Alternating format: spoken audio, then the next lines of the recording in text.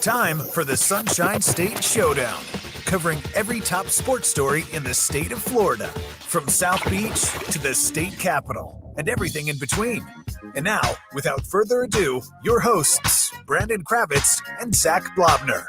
Here we go, folks. Sunshine State Showdown, covering all the biggest sports stories in the Sunshine State. We are your tour guides. I'm Brandon Kravitz. He's Zac Blobner, the best 1-2 punch since Starsky and Hutch. We're on air in Orlando, Miami, in Jacksonville as well. Oh, there you go. I almost put your mic on at the right time. The town that Bortles built. Is it fair to say that? Is it? No, it's not at all. First of all, he didn't build a town. He built the beach area that was arguably already built up. That man spent a lot of time in the sand, and I'll just leave it at that. You can find us streaming on iHeart today, plus our video stream on Facebook and Twitter, the accounts of our various affiliates. Zac, as the week continues to roll along, how you feeling, my friend? I feel good, man. I feel fresh. I feel ready to go. Me and you have talked about for probably at least 3 weeks now, maybe 2, how we don't want to talk about hypotheticals anymore. We want to approach the cemented things. Yes. And from a lot of these leagues and different teams and areas, we're starting to get some more cemented, at least ideas. Right now, we still have to see them implemented and how they work out, and if A goes to B to C to D. But it's something. It's more than just like thoughts to chew on. It's real stuff. Exactly. And I look forward to a day when all of the hypotheticals are out the window. I do have fun with some of the different playoff scenarios and stuff like that. Yeah. That's why, yesterday we talked about the NHL, and I enjoy it. We'll see how it looks in practice, but I like the idea of doing things differently and at least having that discussion, because as a sports fan, we all get to kind of play commissioner at a time like this, where you go, okay, this is an idea, but what if you did this way? Like, I have fun with those. It's the if, it's the when, it's the testing and all of that stuff that I have had it up to here. And for those watching on the video stream, my hand is very close to the top of my forehead. Yeah, I'm with it. Time for the opening round. On a scale from 1 to 10, how bad are these leagues starting to embarrass themselves? So I don't want to spend too much time on this for reasons that we've already stated, but let me just give you the rundown real quick of the things that I've seen over the last 24 hours. MLS commissioner, he said that he sent out a memo. I think his last name is Garber, to the league saying, don't garbage. Did you say garbage? Well, you'll think so after this. He sent a league memo out saying, don't leak info to The Athletic. The memo then released by, you guessed it, The Athletic. So not looking good. Sam Amick, NBA reporter for that same publication, they're getting a lot of pub right now, says that NBA teams and players are worried about hotel accommodations at Disney because some hotels are nicer than other hotels. So there's some squabbles, like, do the Timberwolves stay at the Contemporary? How exactly does this work? And don't even get us started on Major League Baseball. Are these leagues really at this point embarrassing themselves? Don Garber, I believe, is the guy's name, by the way. Gerber? Is that like the Gerber baby all grown up? Are we on the same page? I am picturing him in the high chair that I have in my living room eating a spoonful of prunes. So where do I get to choose where we start in that smorgasbord of sports? It is a what the F buffet.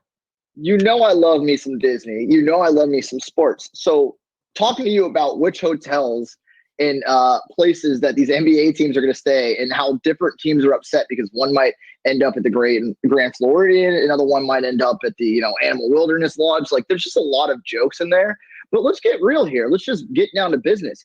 You should get to pick where you stay based on seating. So if you're the number 1 seed, you get to pick your hotel first. It's that easy. It's That's that nice. simple. That's good.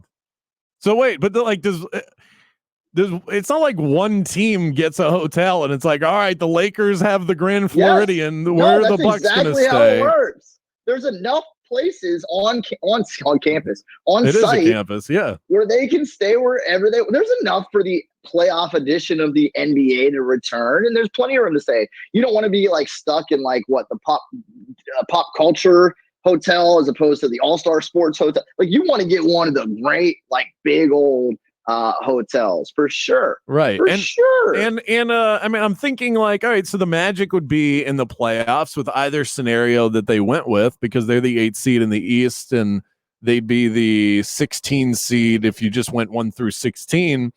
They could, I mean, I'm thinking they could probably just stay at home, right? Like they don't even need it. What do you need to stay at a hotel for? If they're on the end of the bottom of the totem pole, I mean, I don't think they're going to get RVs and pull up, again to the camping site over there around Disney. I mean, I hate to state the obvious here, but if you're at the bottom, whether you're the Grizzlies or the Magic and you have to go up against the Lakers or the Bucs, let's just say that they jump right into the playoffs, it's not like we're ramping up for something that might last 4 games. So this might not take very long. That. There's a lot of clout depending on which Disney resort you stay at. You mentioned the animal wilderness. Like I'm assuming that's probably one of those places that has teams all up in arms. I have looked at pricing for that.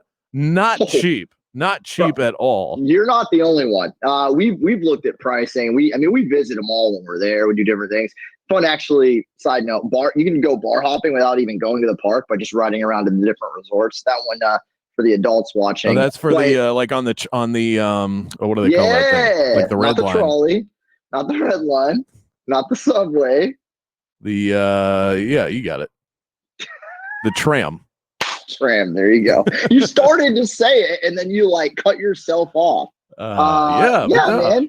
There are a lot of nice. There are a lot of nice hotels, and that is one of the more ridiculous things that I've heard. I mean, with everything going on, and I get that you're used to staying at 5-star hotels with all of the accommodations you could ever want. Most of those are 5 stars. I don't know how many 5 stars they have. I think they might have like 1 or 2 at the most, but most of them are for the economical family that like. I've stayed at one that's like middle of the road, and it is one of the nicer hotels I've ever stayed in. So I don't know if that says something about my traveling. Can we go Who Wants to Be a Millionaire? Can I phone a friend and just ask my girlfriend, who's a former cast member, from outside the view of the audience here? Are there any 5-star hotels at Disney? Are you asking her right now? Yes. Okay. What her reaction is not pleasant compared to what I asked. I don't think that there are. Apparently I'm wrong. Yeah, I guess there are no 5 stars. I mean, think about it. Why would there? Think about all the. It's all family. Because of the Magic, Brandon, not the basketball team. The thing you feel when you're at Disney World. I got it. You can choose to stay in the castle. There you go. So the number 1 seeds get to stay in the castle. You can only sleep maybe 4 people in Cinderella's castle. There's not a lot of beds up there. Don't ask why I know that. I've been looking up a lot of things. It's actually 6 if you're being very specific. But anyways, beyond what I know about Cinderella's castle, the other thing you brought up outside of the NBA, the Athletic putting out a memo that was leaked to them that said not to leak it to them might be the coolest and funniest thing that happened in sports today. So props to the Athletic for putting out a memo that says don't leak this to the Athletic. That you don't reach the top of the sports pyramid without that happening to you. That's awesome. It is really good PR for the Athletic. I would imagine that their subscription base has grown I would say tenfold, but it's MLS probably 2-fold after this news. All right, let's talk some football, shall we? Reports out there say that the Bucs and the Eagles have made contract offers to former Falcons running back Devonta Freeman. Now this one, forget about the Eagles. They have a running back in Miles Sanders. All right, this feels like a no-brainer for the Tampa Bay Buccaneers. You draft Keyshawn Vaughn. We'll see what happens there. Ronald Jones is nothing proven. I know you love your boy Dare Ngubawale. I'm sure we won't get through this entire conversation without you talking about him. But Freeman is better than all of them, and I think he's the final piece to the puzzle. He's better than all of them when healthy. I don't know if he can be a lead back, a bulk back. That part of it is interesting for sure. Look, I've been talking about this for a few weeks now that I'm not in love with the roster when it comes to running back in Tampa Bay, and that they have about just $3 million left in cap to work with. You would assume most of these vet backs that are signing on, as far as the contracts we've seen, are between $1 and $2 million. So in that regard, he's definitely affordable. However, Devonta Freeman also came out in the last week or so and said, hey, I'm willing to sit out the season. I've made my money. My body feels great. And I'm not going to play for less than I feel like I deserve. So I don't know what he's looking for, but I would imagine it's more than $1 to $2 million based on those comments. He's probably looking for upwards of 3, probably at least 4 or 5. Again, just based on his comments and what the market has shown to be for running backs. If he's at 4 or 5, it's probably out of the Bucs price range. But if you're Devonta Freeman and you're looking for another payday and to show your worth, what better place to do it than Tampa Bay behind Tom Brady, behind an improved offensive line with the weapons in the passing game that are going to obviously take most of the eyes from the defenses you play. Also a chance to win a Super Bowl, again, with all that encompassed. You get a 1-year prove-it type of deal, and you get to stick it to the Falcons twice a year. Right, yeah. What more could you want if you're Devonta Freeman? If there's no team offering you the money you feel you deserve, that's a perfect scenario to step into for multiple reasons and show your worth. Yeah, and we talked to our money guy here in Orlando, and that's exactly what he said. Is that the only reason? Your money guy is my money guy. Okay, I know about Genetti. About Genetti. He's we got our the money same guy. money guy. We have claimed Mike Genetti from SpotTrack.com here in Orlando on In the Zone. Okay, it is what it is. I've already and they call him the bag man. By the way, it's not the money guy. You got a bag man. That's the bag man. I call dibs like it's shotgun in a car. Okay. So, he mentioned that the other day, which was that the only reason he hasn't signed yet is because he feels like he's still a legitimate high-end starter in the NFL, and he's waiting to get paid like that, just like you mentioned. But, I mean, I would love injury problems, though. Nobody's, knocking his talent. The guy can't stay on the field. I would love to talk to Freeman and tell him, buddy, it's going to be June in a couple of days, all right? If you're going to get that money, you have already gotten it. All right. And it's not like teams are trying to shell out $5, $6, $7 million a year for a running back when they get into June. That's just not the way it works. So, not to mention, that's a position where if you sit out a year, you're not going to be wanted more the following season. His number's only going to go down in 2021 if he sits out a season. He hasn't thought this through. So if he is cool with never playing again and he wants to roll those dice, more power to him, because I don't see him coming back if he doesn't sign somewhere. Well, it's funny because it really is a double-edged sword for running backs. His value would go down if he didn't play. His value will go down if he does play because of the mileage. So yeah, but you don't make money if you don't play. And if you're going to tell me I can sit out a year and then basically not make the $2 million that a team like the Bucs again in that sweet situation would give me, or even the Eagles. And the Eagles, look, if he wants to be. And it sounds like not only the money, he wants to be the premier guy. We can easily say that he's got a better chance to do that in Tampa Bay than he will in Philadelphia. I mean, me and you were both high on Miles Sanders. I took him and David Montgomery as my 1-2 rookie punch last year, and all I wanted to do was punch Matt Nagy for not playing Montgomery more. But you know how frustrated I was with him all season. Miles Sanders, though, was a pleasant surprise once they started using him. No, second half of the year, he was a guy that in one of my leagues carried me along with others to fantasy gold. He was outstanding at the end. I don't know exactly what that looks like this year. You say you're high on him. I think some people are a little bit too high on Miles Sanders this year, but I'm not going to try and get too deep into the running back fantasy rabbit hole. It's going to be easier to take the starting job from Ronald Jones Jr., Darian Ngumbawale, and Keyshawn Vaughn than it is Miles Sanders. That's all I was pointing out. Oh, yeah, absolutely. I mean, he's not taking the starting job from Miles Sanders. I think we can both at least agree on that. And now you've got me thinking about how frustrating David Montgomery was, and now I want to punch something. Don't get me started, man. Don't get me started. As much as Bears fans hate Trubisky these days, I am such a disdain when I hear the name David Montgomery. And you know why? Because I'm not going to touch him this season. I'm not going to try to draft him. And then somebody is, and he's probably going to go and be like a top 5 back, drafted as the 15th back. And I'm going to hate him even more by 2021. That's how this works. So yesterday we debuted the brand new segment to hit the airwaves on the Sunshine State Showdown. It was Blobner's Big Bite, and it was a big one. All right. Big chunk out of crime. He's going to do it again next.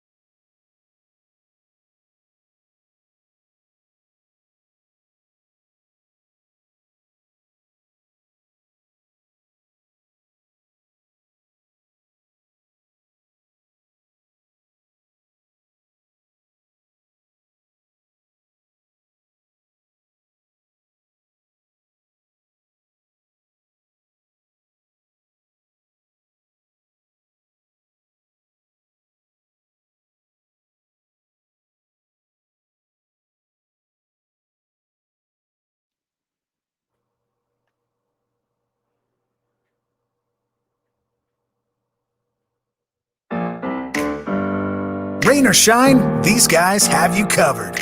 Now back to the Sunshine State Showdown with Brandon Kravitz and Zac Blobner. Yes, indeed, folks. The Sunshine State Showdown keeps on rolling. You can find our live video stream. Catch these beautiful mugs on Facebook and Twitter. Follow along one of our many wonderful affiliates at 96.9 The Game, at The Game Jacks, at 940 Wins. We debuted our newest feature yesterday, and we're going to get back to it right now. Blobner's Big Bite. You're going to need a bigger boat. Yes, and I do have quite the bite today. I got to sink my teeth into college football, Brandon Kravitz. You know why?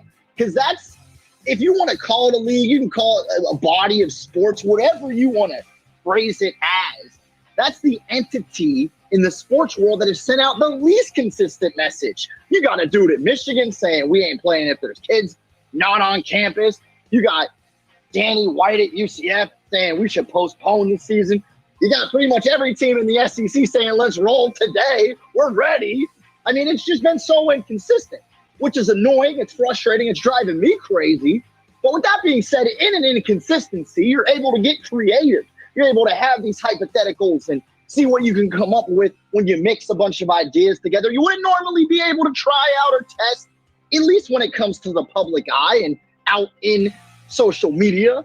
But we're in a place where we can do that. So let's do it. And we're seeing it done. Dennis Dodd, CBS Sports, had a nice article, very beautifully put together about how the Power 5 conferences, not to be confused with 6. I know you guys have trouble with the numbers there in Orlando, but nonetheless, the Power 5 can break free from the NCAA's BS grip anyways that nobody actually believes in until they have to, get somebody in trouble. And even that's inconsistent. So it goes with the message today in college football and athletics overall. With that being said, again, you break away the Power 5. This is an opportunity to modernize college football, something that might have taken decades. Decades, Brandon, can be done in months. We can work towards that now. We can get to where we're already going to be someday, and we can do it at a fastened pace. And I love that. I like that a lot. I know the AAC commissioner came out and said, no. If that happens, we're going to. But you don't get to make those decisions, especially, again, when you got your biggest athletic director in the conference over there at UCF and Danny White a week ago saying we should postpone the season. We don't make enough money without fans in the stands, at least at this school, to justify playing and just using the TV deal. Well, that's good. You can figure that out on the other side while the Power 5s all slide to the left and create their own super conference.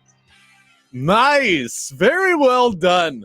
I would wonder what that would look like. I don't think it's outside of the realm of possibility to say that we could see Power 5s or some schools break off and say, screw it, we don't need you, NCAA. I mean, it makes you wonder, why exactly do you fall under that umbrella? I think it's largely because of the other sports. The NCAA does a really good job of keeping everything else intact. I think the NCAA also shoulders a lot of the blame when things don't go well in the world of college athletics. We always blame the NCAA, the NCAA. The NCAA is made up of the member institutions that decide to be in the NCAA. So I'd be curious to see what that would look like. I think that it would be the Wild West, but the Wild West isn't always a bad thing. So I like what you had to say about, look, this is an inconsistent time. We've seen inconsistencies from the NCAA before. Since we're spitting out hypotheticals and trying new things, this could certainly be one of them. I did notice, though, don't think it didn't go unnoticed, Zach, that you threw shade the way of UCF and Danny White. If the SEC or ACC decided as a whole, we're going to break away, but we're going to invite UCF, I think Danny White would change his tune pretty quickly. So yeah, I just don't see it happening. I plan to pivot to that, to ask you if Danny White would all of a sudden, if they were like, hey, do you guys want to become an independent like Notre Dame who's coming along for the ride and come along with us? I guarantee he would quickly change his mind from postponing the season to we're ready to play tomorrow. And that's just the way business works. I don't knock him for that. Look, and I'll tell you this, Brandon, without getting even deeper into this whole playoff thing, and we already talked about how it's only a matter of time before 4 becomes 6, becomes 8, and the playoff does expand in college football. But this is a scenario where potentially you could have different champions and maybe champions play each other. This might actually modernize in college football, whether it's realignment or however it might shape and figure out dominoes falling, this might actually be a quicker and better route for UCF to get into a national conversation or an opportunity to play for a championship. Because I think the way things are set right now, even if it expands to 6 or 8, isn't necessarily going to help a team like UCF in a year like they had in 2017 jump into the conversation, yeah, but not into the playoff. Something that is like this, though, that's an unknown and is modernization, could help UCF. Yeah. I mean, the problem that you run into is still that you have to operate under the guise of the players that are out there on the field are not paid employees. They're college students. And if you broke away and got further and further away from the college amateuristic model that is out there, and if they broke away, this college football would become as business-like as it looks on the outside. It would become even more so. I mean, it would be like its own version of the NFL.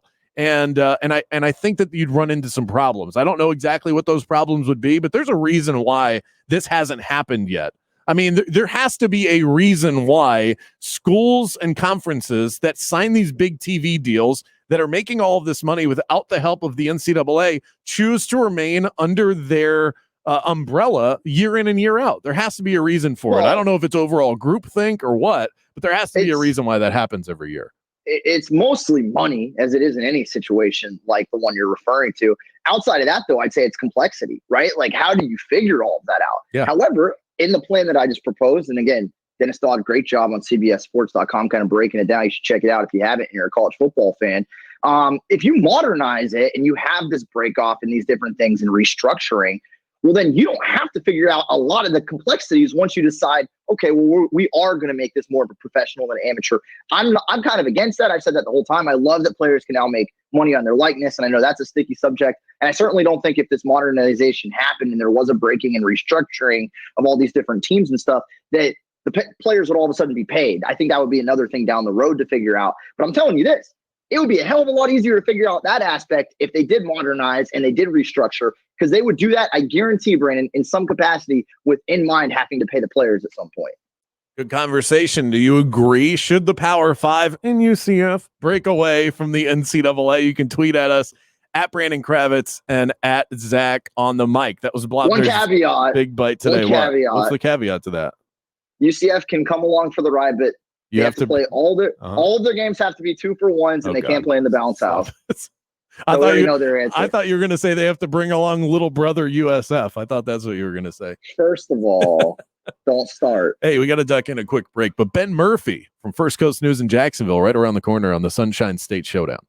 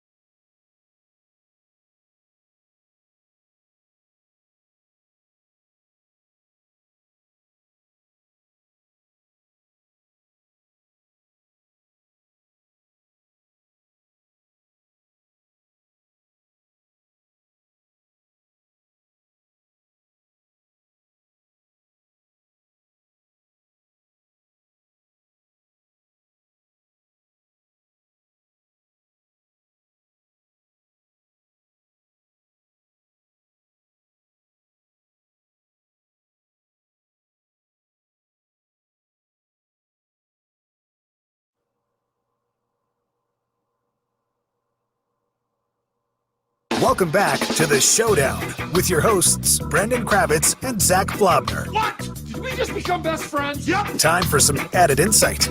Let's head to the Sunshine State Hotline. I know when that hotline bling. Here he is, folks. Ben Murphy, sports reporter for the First Coast News in Jacksonville at Ben Murphy TV is where you can find him on social media. Ben, fill in the blank. If the Jags aren't the worst team in the NFL, blank will be. What do you say? Oh, man. Well, I don't think the Jags are going to be the worst team in the NFL. All right, that's a good start. Detroit, Cincinnati. I'm not as high on Burrow as a lot of people are. I actually think the Jags might squeak out 6 wins this year. I think they filled some holes that were needed. I think C.J. Henderson's ready to play. I think Kayvon Chason off the edge is ready to play. I think they've made some nice moves at linebacker, which was a desperate need. Quincy Williams was banged up a lot last year. Same goes for Miles Jack. Obviously, the absence of Telvin Smith, who will not be returning to football, really took a shot at them in the throughout the season. They weren't deep there, and it showed. And I think that they've made some solid moves this offseason, and I wouldn't be shocked to see them win 6, 7, 8 games.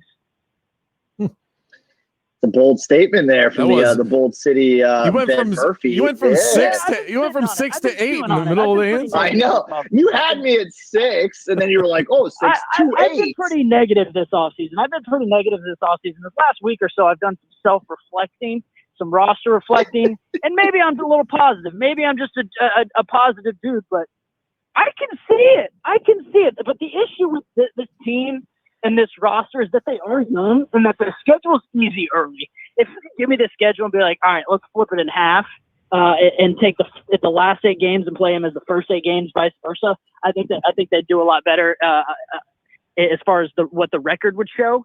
I think the slate is pretty simple early. I don't have it in front of me, but I know that second half of the season is going to be a grind, and obviously with a young team, they're going to come together late, so it'll be interesting to see how early they can gel with less on the field training together. But again, that schedule easy early. If they can get it going early, you never know what they can do. Yeah, so I'm gonna pin you down a little bit here on that, because you said 6 to 8. So let's say the over under is set at 6.5 wins for Jacksonville. Are you going over or under? Gosh. Over. Give me 7. Oh, you are doubling down. I love it. Well, I don't know about it, but I love it. The good news for Ben is that I think Vegas has it at 4.5, so you should run to the window, my friend. Yeah, Vegas does have it at 4.5. So if next time I make my trip out west, which was actually planned for a few weeks, not going to make it, but I need to put a little something down on over 4.5. I really do think they're going to be better than people think. I think Minshew's worked hard in the offseason. I think Juwan Taylor on the offensive line, they can't get any worse than they were last year. They got one more year out of Leonard Fournette. They filled that linebacker spot, like I mentioned. If C.J. Henderson can be ready to play, I think this team could be a little bit better than people think. I still think there's some quarterback questions within the division. How's Phillip Rivers going to be in Indy, and was Ryan Tannehill worth it all? I still think there's some questions circulating around a division that is constantly flipping and flopping. It will be it'll be an interesting year, but I'm definitely taking over 4.5. You caught me at the 6.5. That's a good over under. I don't think you could go wrong either way. 6 or 7 let's play wins, that hypothetical out. End up being. So if that happens, right, that means they're going to be not a top 5 pick again. That means they'll be, maybe top 10 or around that 10 spot, kind of where they were at this year. You mentioned that if that happens, that means Minshew probably played well. I mean, projecting way far ahead, Ben, but let's say they get over 6 wins and you liked what you saw out of Minshew. Why not? Well, then what are they doing in 2021 then? Because most of the conversation is, they'll probably have a top 5 pick and try to get Trevor Lawrence. We're having a different conversation than in 2021. We've talked about this. If they don't win 6 or 7 games, Minshew's not the guy. But if they do, what they've got is a Rams team this year who I don't think is going to be very good. And they've got their first-round pick again. So you're looking at, again, 2 first-round picks. So now at this point, you still got a pretty young defense with Chason, C.J. Henderson. You could get a weapon for Gardner Minshew. Whether it's you could go get him another receiver. They're going to have to draft a running back. Look, you're going to have 2 first-rounders again next year. And if he wins you 6 or 7 games, he's the guy, let me tell you. I'm liking this new Ben Murphy. Ben Murphy joining us from First Coast News. in Jacksonville. You were talking about It's Friday. I'm in a good mood. Oh, it's Thursday. Okay. He was so close to getting that right. I think he won some dough on the match. I think he put it all on Tiger and Peyton. I think he's that's why he's feeling so good. I think he's off tomorrow. I think that's what it is, and I think it's a 3-day weekend. weekend. With the Ricky Fowler match. Took a hard L a couple weeks ago. I had to get some redemption this past week. If you know what I'm saying? Yeah, that was. I think Tiger and Peyton winning that golf match might have been one of the easiest predictions I've made in a long time. That was like close there. Yeah, close though. It was close. It was like a 1 versus an 8 seed. That's what Brady it felt like. Close. No, Brady close. Once they had to alternate shots, it was an even playing field. Once they had to alternate shots in the back nine, it was even. Mickelson and Brady won the back nine. I mean, it was a good little duel there. Don't count out the GOAT when he's not done. So you mentioned Gardner Minshew, how hard he's working in the offseason. We saw that video. He was looking pretty chiseled last week, and that video that was released, him working out on a football field, practicing different drills and all of that. Is that sort of what you're talking about? I mean, he looks like a new guy. We talked to him this morning. My man's working. Lifts 3 days a week, runs 3 days a week, throws 3 days a week. He's at what he calls a good weight for him to still have enough behind it, but behind the ball when he's letting it go, but still be very agile and mobile. He says right now he's at 222 to 225 range. At the end of at the beginning of the offseason, right around Super Bowl time, he was up to 230, but likes his weight now. He's in some of the best shape of his life. I don't know if you guys saw the videos or pictures during football season of his dad, who is a mammoth of a man. If we could show pictures on radio, it would be much, much easier to do this, but he looks like the Hulk, and Gardner's quarantined with him in Mississippi right now. And those two have just been working out. Gardner's in the best shape of his life. You saw the video. And he's been eating right. They've got him on a plan. He's been working in the off season with teammates doing player only walkthroughs. Look, he's got a good head on his shoulders, physically, mentally. I do like what we've seen out of Gardner Minshew at the least going into this season. Hey, we talked like a month ago, and there's a couple guys still on this Jags team that we didn't expect to see there. Is the trade market, as far as Jacksonville looking for buyers, done? Like, are we just moving on past that? The team is the team, or like I'm so confused because this was like guys were on their way out of town, and all of a sudden we're like, yeah, we'll get ready for the season now. Well, the market for Yannick Ngakoue, as far as what the Jags wanted, was very high, and like I've said in the past, rightfully so. He's still under contract, still got to play another year, and in Jacksonville if they want to keep him. So what they wanted was a first rounder, and teams having issues with Yannick Ngakoue going to trade for him wasn't necessarily the talent on the field that you were getting, but their concern was very similar to what the Jags' concern was. Was the market out there for a pass rusher at $22-23 million for him worth it? Because guess what? If you trade him, the team that is going to bring him in still has to deal with this contract issue. So the market really wasn't there to get a first rounder for him when you could get a first rounder and get him on a rookie contract, a pass rusher. And as far as Leonard Fournette goes, it's hard to know the fine print details because that seems more of like hey, we're dangling him. Does anybody interested? Nope. Okay, we're keeping him for a year because when it comes to the end of this year, he's unless he re-signs here, they're not going to not picking him up again on the option. And I think this might be his last ride in Jacksonville. Ben, I'm going to take a hard left right now. I want to talk to you about the jumbo shrimp. Oh boy. Okay. Are they having drive-in tartar? Are they having drive-in movie night also, like the Dolphins are having down in Miami? Yeah, I heard about that. I need to get the details on that. That would be something I need to check out. Again, if it's a rom-com, I'm in. Depends on the movie. But that's a fun. That would be a fun little deal, wouldn't it? But yeah. Is that a cool place to get? I've heard about that. Is that a cool place to catch a game? Oh, great spot. Skyline view. You can see TI Bank, home of the Jacksonville Jaguars in the background. Right next to my office. Tough to beat. It's good. It's a good little spot. It's a good little spot to catch a game. The outside of minor league too, I know Florida and Florida State usually get at least one baseball game out there a year. Yeah. Usually when the sun's setting, it's a great. Yep. You know, I'm with that's it. a fun day. I'm with it, baby. They actually had they had a little Florida Georgia Friday night baseball exhibition the day before the cocktail party last year. I wasn't able to swing it, but I know they filled that one up too, and I kind of like that idea. A little fall baseball between Florida and Georgia the night before the big game. Great idea. I mean, it's a great ballpark. All things aside, it's a good little spot. Ben Murphy, sports reporter for First Coast News in Jacksonville. You can follow him on Twitter at Ben Murphy TV. Thanks so much, Ben. I am enjoying this newfound attitude of yours. Have a great weekend. Thanks, man. All right, we're in a new month. Let's do it. There you go. Ben thinking, did you catch that? He thought it was Friday, and he thinks we're in a new month.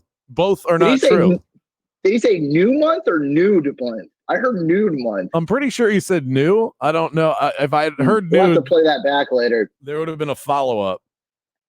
Fun story quickly, by the way, since he brought up Ricky Fowler, and we talked to him. He's obviously based in Jacksonville with First Coast News. When I was in Jacksonville working for the game out there and I was covering the Players' Championship, one of my most embarrassing moments as a sports radio personality was the year that Ricky Fowler won TPC. He had been ranked heading into that tournament the most overrated golfer on the tour by his peers.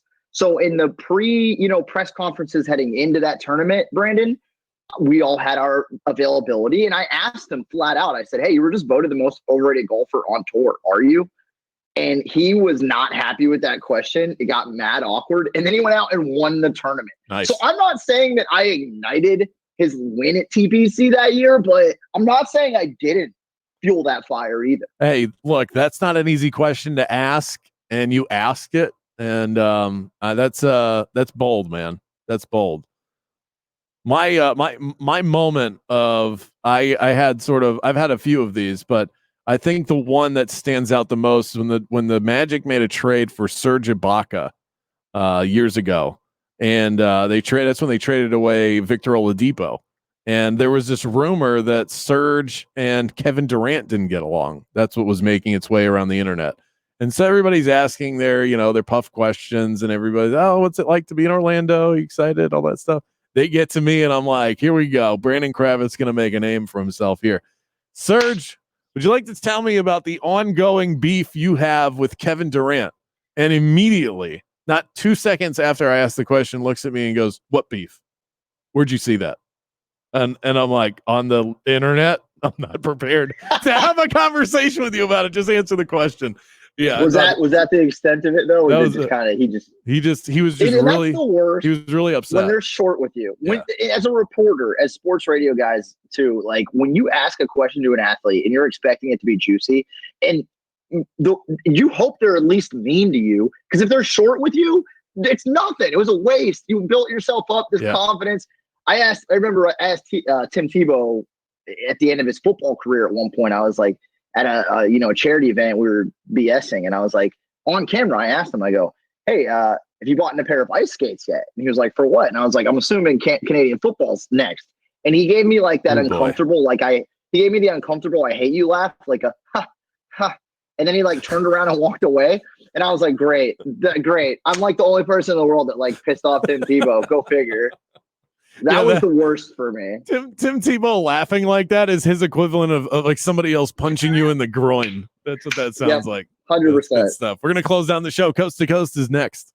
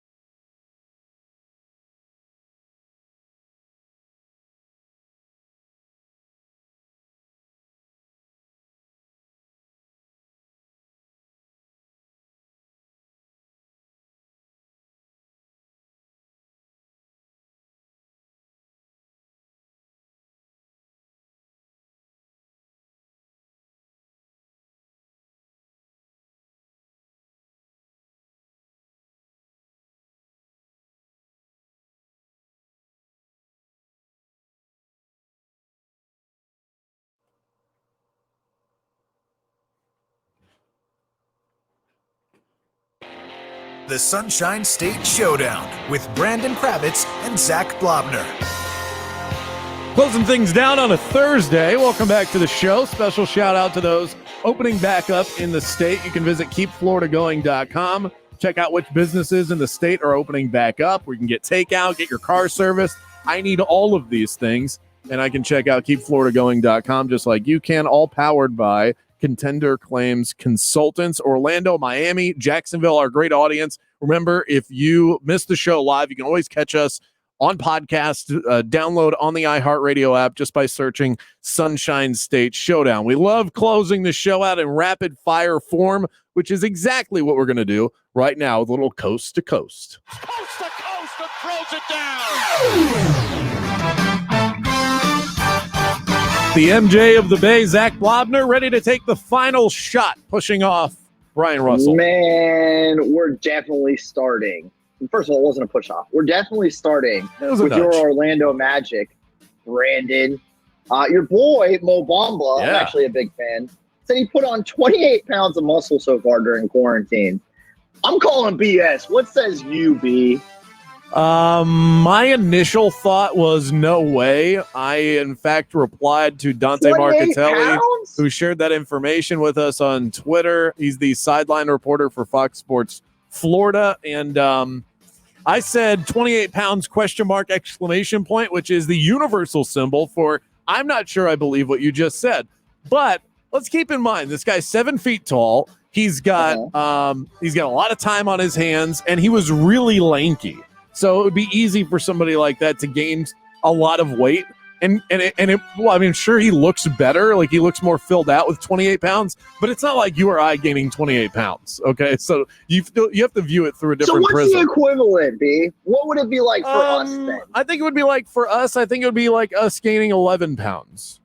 That's still a lot of pounds of muscle to gain in that small window. It wasn't 11, all. It wasn't maybe all. It's possible, but he said that he's at he did say that he's still at like 2.8% body fat. So yeah, he is pretty. That's not even healthy. You got to be like 3.7 for it to be. Anyways, all right. I don't believe it. Let's go to the Miami Heat. The Heat are still on track despite the pandemic and Jimmy Butler's contract to sign a max player in 2021.